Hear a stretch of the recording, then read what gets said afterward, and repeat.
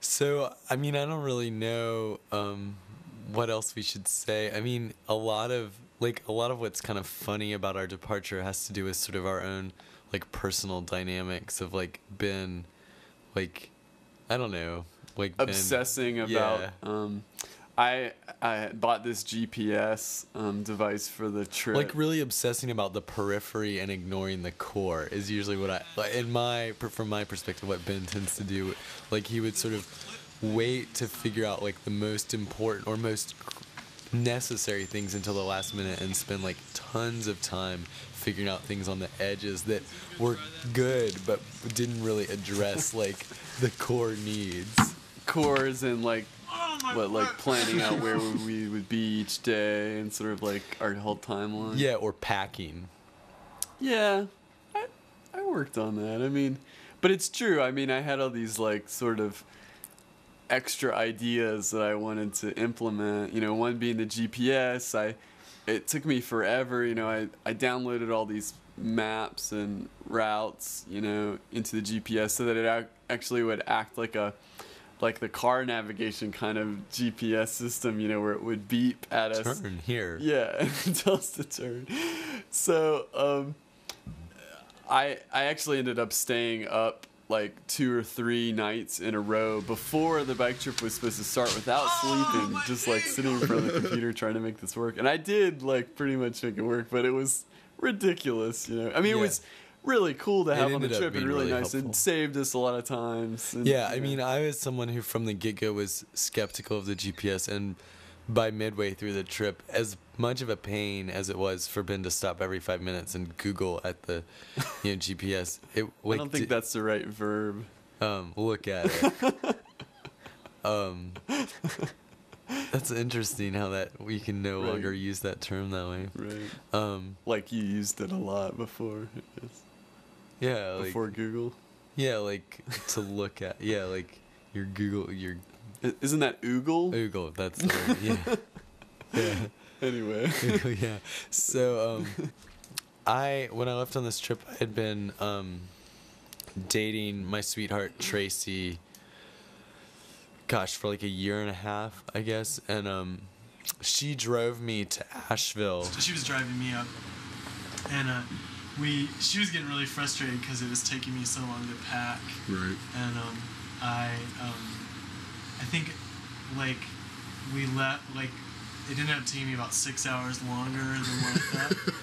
And so he finally left yesterday, I guess about 4, and I told Ben that we would try and be up here by 7, but I'd also told Tracy that we would go for a hike, you know, just to kind of spend some time.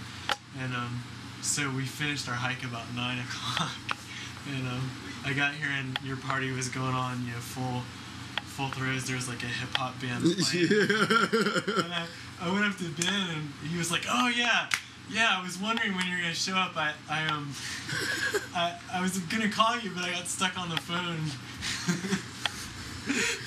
So You talked to Aaron for a while. Yeah. So then Tracy realized that, you know, as late as I was, that like didn't bother at all.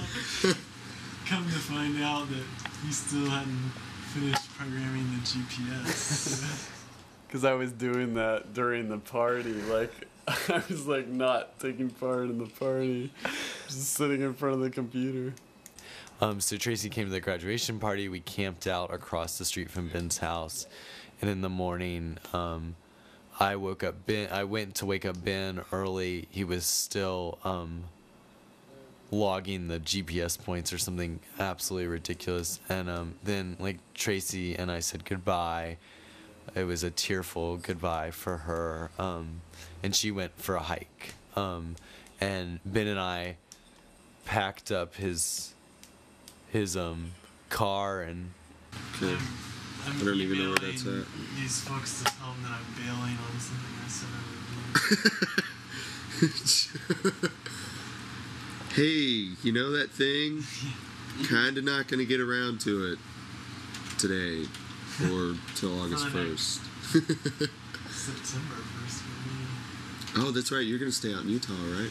Yeah, I'm gonna stay out in Utah, and then I'm gonna fly out to Baltimore where Tracy's moving to. Wow. And then you're gonna go to Baltimore So I'll be. and hang out or move there. No, just hang out for a couple of weeks, check it out. Thinking about it though, maybe, or Yeah. right on. Baltimore, huh? Interesting.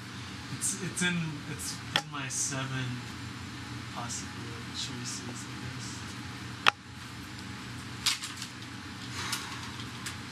You about ready, Ben?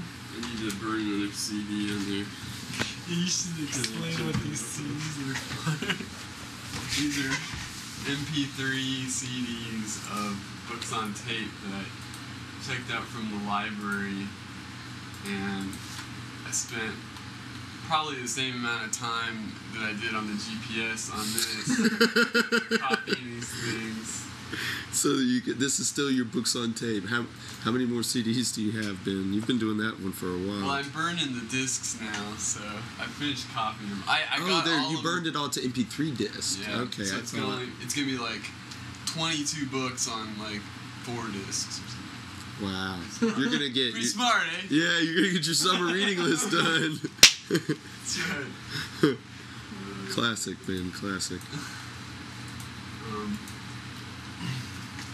Yeah, the one I didn't get to copy was Pride and Prejudice. Oh, I just saw that movie. Oh, well.